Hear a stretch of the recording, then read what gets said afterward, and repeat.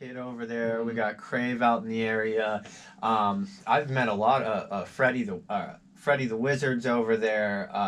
So many great people that I've had the opportunity to and be blessed to even know from Santa Ana. There's a lot of them I've learned too. Santana. They say that a lot too. Shout out Nancy G as well. She's from over there. Nohemi. God, I actually know a lot of people from over there. I'm sitting here thinking like, The music scene, you know, in Santa Ana goes hard. You know, they have a good hip hop and a really good jazz and open mic. Yeah, the live music, I definitely was going to say that, you know, a lot of the cities around here, they each have their own vibe, which is definitely, you know, East LA is more the Chicano, more, you know, like classics or the rap, you know, and then you have downtown, which is that underground scene, you know, the raves and warehouses and stuff like that. And then you have like Santa Ana, you know, you have all these outskirts suburban cities or cities out in Orange County and the surrounding areas, and they all bring their own thing. And that's where I think too, like right now, like, you know, where people like, say, for instance, in our movement, you know, there's so many different communities going on. Like, you just got to find your crowd. You know, that's just another proving point to help me keep going. Because I was always like, oh, there's too many going on. Someone's already did that. Well, no, you know, you got to find what's right for your vision. You know, it'll come. It doesn't happen overnight, you know. And just to kind of dive in here on some of the questions I have for you, how long have you been a musician? Because you are a guitar player, and you're a very talented musician. I mean, live, this man threw a guitar behind his head, and I was like, did Jimi Hendrix just get reincarnated? Or, like, what's going on with that? Like, how long have you been playing, I guess, well, string instruments, or just instruments in general? Have you been a lifelong musician? Yeah, a good portion of my life, so I could just kind of walk you through the beginning. Go for it. I picked up the guitar when I was 13, and I didn't really have any musical background prior to that point. You know, I didn't even really listen to music before I picked up the guitar, and then that was kind of my introduction into the world of music. And this was sound. 8th grade, 9th grade? Yeah, like seventh grade, I would say, is around the time I picked up the guitar. And so I got my first guitar. It's a Fender Stratocaster. It's still the same one that I play today. And I started off just playing pop punk music, like just, you know, power chord, just real simple stuff. Yeah, Green Day and stuff like that. Yeah, you're simple, yeah. Yeah, exactly. That was, you know, kind of the product of that generation of that time. Yeah. So I played in some bands, but I didn't really know actually really how to play. Like I just played the amp, I turn it up loud, just put on the distortion, you know, just kind of slam on it. Yeah. But when I got a little bit older, when I was in high school, I started kind of maybe mature in my understanding of music, and I started teaching myself, you know, like kind of classical music. I started teaching myself jazz and music composition. Music composition, yes, and theory, and that's when I was able to pick up the bass. And by combining the guitar, which is on the treble clef, and the bass on the bass clef, I learned piano. And pretty much learning piano was what opened the door for all, you know, all music. And I've been told that by a few producers I work with, and a lot of my recent tracks that have been engineered and produced. Shout out to Sabi. We were just, you know, cooking up beats, and then he's like, "Let's go to the other room." And I'm like, "Go to the other room," like thinking something was gonna happen, but he just opens the door, and then he's got his, you know, his grandstand, his piano that's hooked up, and he's like going live, like putting live keys into my beat while I'm singing, and I'm sitting there like, whoa. And the power of the piano too, he's really taught me like what it can do for the sound of music, but then also too understanding octave keys and understanding vocal pitches, because I mean, you can look at a keyboard, like a piano keyboard, just like you can look at vocal octaves in kind of in a relatable manner. Continue though. Yeah, of course. No, that's a very good point. So the piano is really set up, like the way that it organizes the octaves. It's, I feel like, the most straightforward. That's why a lot of classical composers were writing like full, you know, symphonies on the piano. Yes. Because you could do that, and you know, in the digital age, you know, when you have a keyboard, you have a synthesizer, you can plug that directly into the computer. And by utilizing that as a controller, you have access to infinite sounds. Yeah. And so I think the piano has definitely the most application in, all music. Yeah. I say Western music. I'm not real familiar with like Eastern music and Yeah, well, other I mean, music.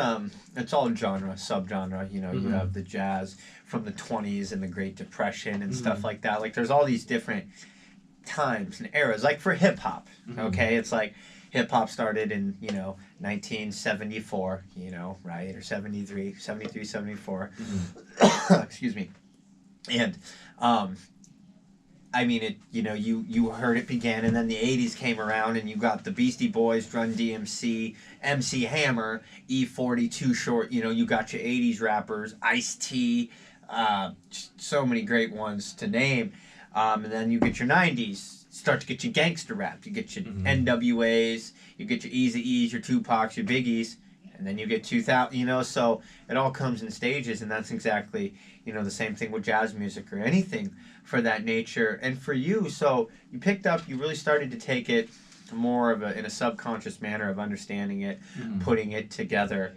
When did you start making, like actually getting maybe access to a studio, or your family or you yourself like got you some basic recording equipment?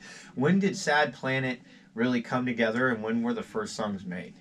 Yeah, that's a very good question. So Sad Planet came a little bit later. Mm-hmm. Before I was just basically a session musician, or I would play in bands. I'd get hired to play guitar for jazz gigs, things of the equivalent. Sad Planet started more so recently in around 2018, 2019. So essentially, like after kind of expanding upon my music, musicality, I wanted to have my own. So okay, to kind of distinguish, I had so all the music theory, stuff like the guitar, the piano, the bass, where I was a session musician, and then I started making beats off just a demo of FL Studio. Mm-hmm. My girlfriend at the time in school, I'd borrow her laptop, and I didn't even have the full version. I had a demo version. You couldn't even save your files. So like, I basically just make these little beats, export them. My friends and I would rap or like freestyle over them just for fun. Mm-hmm. So I had kind of had both things, but they were separate. And so what I wanted to do is I wanted a way to combine both of them, like the musicality, and the beat making and the freestyling, and the kind of more hip hop culture oriented music. Yes. So kind of just came up with a name. Honestly, Sad Planet was just the name that kind of just the vibe. Yeah.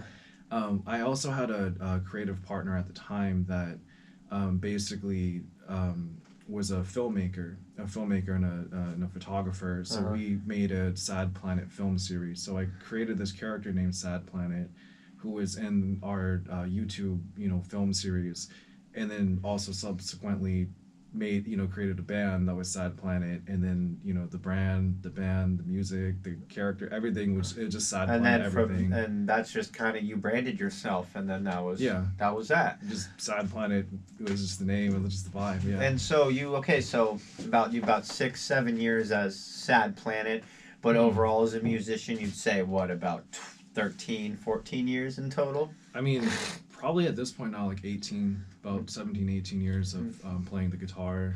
Definitely. Yeah. Awesome. And so I take it you're okay, so you can play piano, you can play bass. The music I hear and the music that I listen to on Spotify from your profile, are those like, you'll go in and you'll lay down the piano, and then you'll go and you'll lay down the bass. Like, that's all you, everything is produced by you? Is there any type of co-composition, or is there any type of any other outside help with your music? Yeah, that's a good question. So yeah, it all comes primarily from me. It's my own self-expression, my own vision. So I compose, produce everything, unless otherwise specified. Like I have a song with my friend Taylor Yoakum, Lip Service. My friend Ollie, Nearly Famous Dave. So it's credited. It'll say like featuring whoever. Yeah. Songs that I have with drums is I don't know if you've heard of my friend Seti Beats. That rings a bell. Yeah. I know he's involved with a lot of people that we know. Yeah, he, for the songs that I have like full band, like he records the drums, and then usually when I have just the drums, and I lay down the bass and keyboard, all the other instruments. So a couple of the songs, I have a drummer, and that's Seti Beats, but Everything else, the guitars, the produced beats, the vocals, everything, unless it's credited, yeah, it's all me, all Sad Planet. So I Definitely. compose everything. Well, that's awesome because I was kind of curious because when you came and performed for us, um, and shout out Hippie, shout out all the boys over down in the harbor. Shout out Kuya, Pistol, Price, all you guys. Hope you're listening. Hope y'all doing good. We out here. Hippie Hipvember sesh coming November 2nd, y'all. Be on the lookout for that. Yep. Yeah, so no, it's definitely, I was curious on that because when I saw you perform, it was just you, and I was like, where's all these other noises coming from? I know, like, when you rap, this and that, but your music just has so much substance to it. You know, you're like, oh, where's the bass player? Or where's the backup vocalist? Or where's the rhythm guitar player? You know, I hear all these, you know, I'm more than just, you know, listening to the lyrics, like, like when I listen to an album, I will listen to it 10 times, right? So say for instance, like the new Mad Boy album that just came out, Mad Boy Anarchy World. I've listened to it once, and I just kind of like give it the rundown. You listen to it, right? Then now what I'm gonna do on the second listen is like, okay, I'm gonna go back through and let me see what I didn't like hear the first time through. Then the third time through will probably be more lyrics. Just pan everything out completely, and then fourth, fifth time, don't even listen to the lyrics. Listen to the 808s, the snares, the plug. You know, that's where I try to appreciate an album and a body of work because yeah, you can listen to an album one time, and that's like the only time you had heard it. But I don't feel like that's a good enough justification to an artist about how good that body of work is. So to you, right here, because that's not easy to do. Especially being a multi-instrumental artist. I mean, there's people that make careers just playing saxophone. There are people that just make a career playing an instrument, being a singer. But when you're multi-genre, multi-instrumental, it can bring you a very long way. And I think, too, that's been the biggest thing for me, especially with my music, is I feel like all my past music, all that, knowing how to read sheet music, write sheet music, and know all these things, I feel like those are... You know, there are people that go in with no experience, zero zilch, never tried anything. But I really feel like if you understand music composition, especially in hip hop, and understanding how a piano and the keys and the octaves work, I think you're already at a big advantage and ahead of a lot of people if you can understand those basic things. Well, I appreciate that. Thank you. Yeah, no, for sure, man. I do also want to acknowledge what you just said about how you listen to music as a, as a consumer and as a producer. When you listen to an album, you listen to everything. You dissect all the pieces. So I appreciate you saying that because honestly, that's how I've always listened to music. But I've never actually heard anyone express it as coherently as you just did. So because then from there, because I swear, like Young Thug, right? Or you listen to some mumble rap. I feel like people immediately, they hear it, they're like, turn that off. Whereas if you listen to all the different things and you put all those sounds together in your head, you're able to understand what they're trying to do. I feel like if you don't understand what the song is doing or what's going on in the song, you're not going to be able to understand it, period. So that's where I go through steps and processes, of I don't like certain sounds or noises where then, like, if I'm in a studio session, I'll be like, oh, nah. Like, I've heard that, and I've heard this blend with this. I don't like that. Unless you're going to do something really, really crazy right now, yeah, let's move on from that. And I think that's the most thing. I mean, if you don't appreciate music enough to do that and or understand it like that, and you make music, why are you even doing it? I mean, like, you gotta have love for it. Like, when you go to work, you gotta love your job, right? Okay, music isn't cheap. You're not getting paid, so you're gonna tell me that you're more happy with something that you're not getting paid for, and then you're going to a job that you hate but you're getting paid for. Yeah, that doesn't make sense. How does that world work? And I mean, with you, where do you think, especially for us independent artists and underground artists, where do you think the future holds in terms of mainstream versus like underground and independent? Like, do you think underground and independent has just got this big power wave of force right now where eventually mainstream labels will just kind of dwindle off and people will understand that they don't need someone to back them up and that there's enough people out there to give you the tools or teach you the way to build your own platform? Yeah, that's a really good question. So I believe, in a capitalist society, the corporations are always going to exist. Oh, yes. It doesn't matter how successful the mom and pop shops, the small businesses get. Like, you're always going to have your Walmarts, your Target. Kmart, Target, yeah. So I think with the music industry, it's probably the same. I think we're seeing a shift in the power that the mainstream labels are able to, obtain. Yeah. Yeah. So as the underground gets bigger, they're more the trendsetters. They're more, culture oriented. So that's where the mainstream labels are going to hear that and, try to take, what they can from the underground, but the underground is always going to prevail.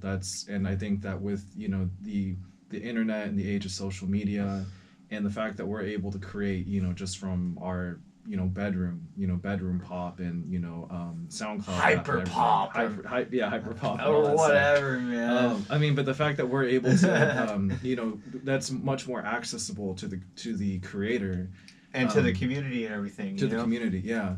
There are there were high school kids that are on BandLab or That's I'm gonna say it. Mm-hmm. I don't, people think I do well, I do okay. Mm-hmm. I'm not rolling in dough, let me say that, but I use BandLab.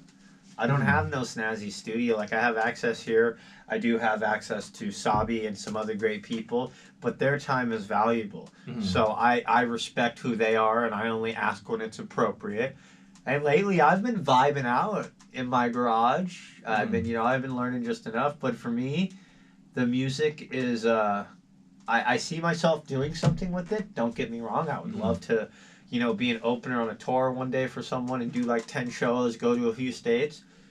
But I got this going on. I got my showcase going on. I have my other podcast and media management thing that I do.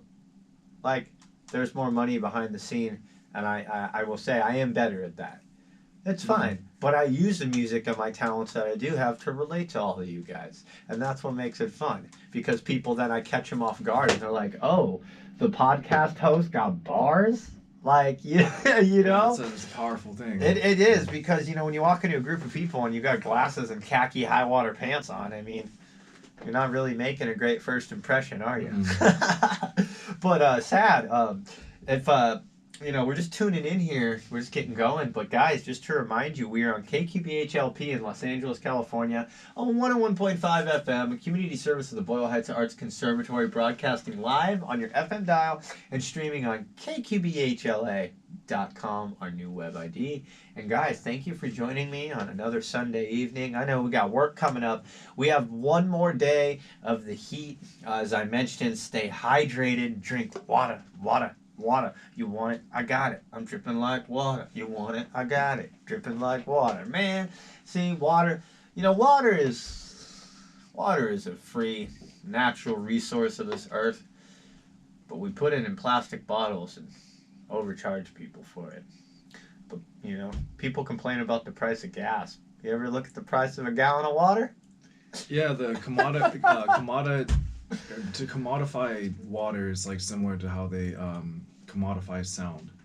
They follow similar wavelengths, trap them in plastic bottles. Sound is free. It's a blessing. I'm listening to you right now. You're giving me sound. We're getting sound through the headphone. Yeah, exactly. Right? So when you talk about the music industry, the mainstream labels, like they captured that sound and then they put it in plastic bottles and pretty much give you 1/100th of a cent per play. Yeah, that's the shift that you're talking about from the underground taking more power over. I think it's happening. Media. I really see it. I see a lot more shows like pop-ups coming up and a lot more showcases lasting longer than their first show. Mm-hmm. I'm seeing more people deter away and almost get back into the underground. But then there's a certain model that us as concert promoters or us as freelance event coordinators, we have to set aside from this, not symbolism. I was talking to someone about this other day. It's just the way the structure is built here. Like, it's it's underground, yes, but there's just mainstream values that have worn off.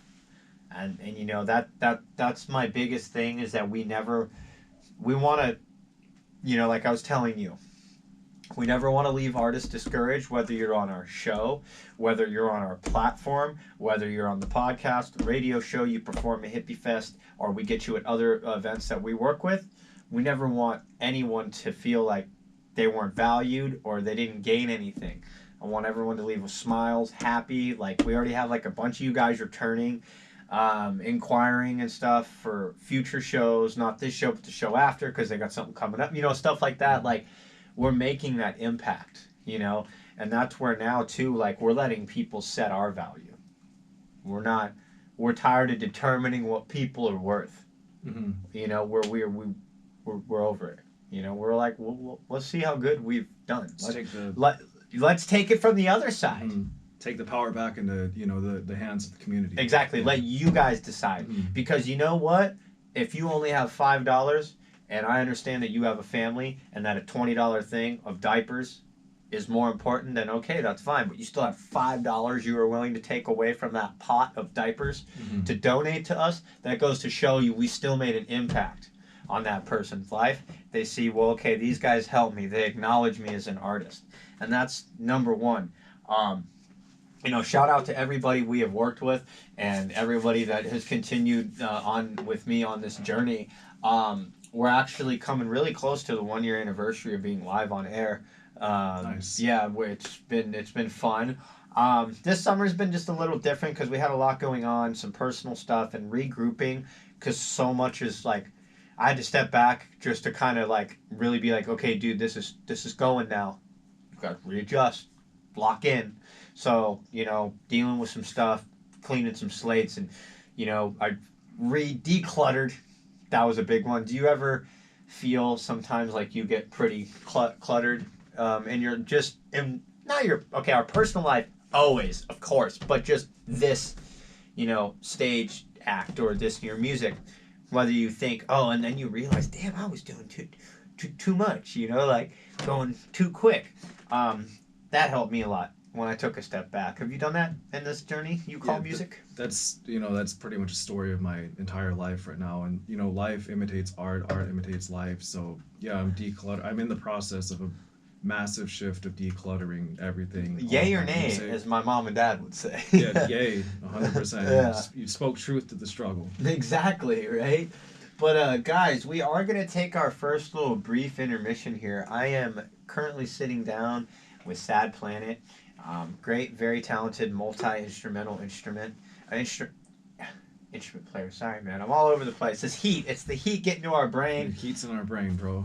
The government's in our brain. I mean, is that cursing? No. We'll come back to that after the commercial break, I guess. No, but we're gonna pop on. Oh man, what are we gonna pop on? You know what? We're gonna pop on some new Rex Orange County. He just dropped his new album called The Alexander Technique. I was listening to it. It's just, you know, it's so soothing. And especially what we got going on in this world, I feel like Rex could help us out a little bit. So guys, this is a new album by Rex Orange County called The Alexander Technique. And we're going to start off with The Table.